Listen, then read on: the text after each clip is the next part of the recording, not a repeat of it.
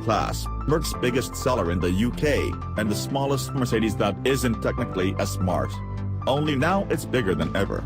30mm longer, with a 14mm wider front track, more shoulder, head and elbow room and a more voluminous, more easily accessible boot than the really quite ordinary, not especially spacious car it replaces. Good news, we're sure you'll agree. But there is better, more interesting news elsewhere. News, for example, of the all-new Merc's infotainment system, which employs machine learning to adapt to suit the user and create an emotional connection between the vehicle, driver and passengers.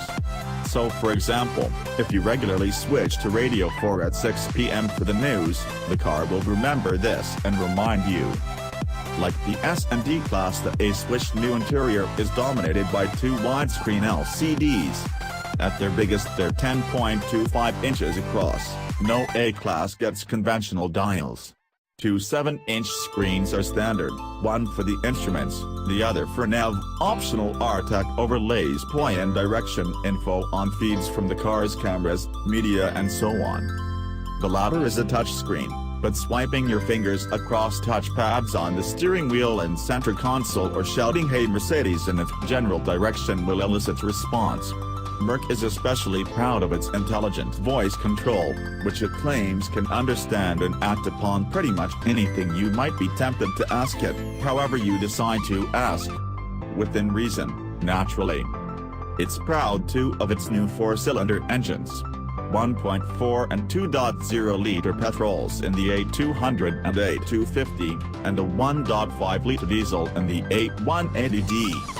The A200 and A180 will be available to order when pricing and specs are announced on March 5th. The A250 will follow in the summer and yet more engines will be added to the lineup before year's end.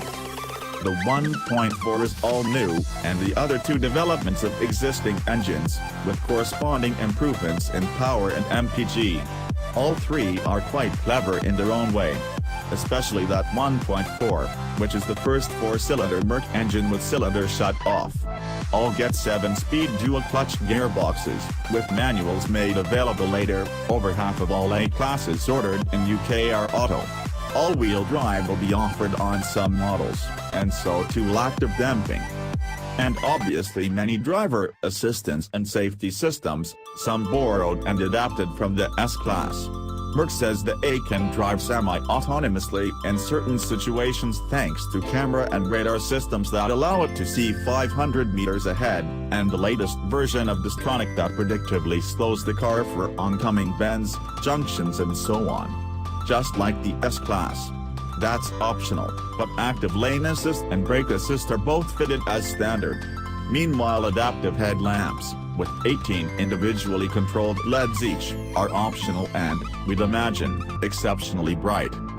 Much work has been done to make the A-Class more quiet and comfortable than the old one, which was not known for being either of those things.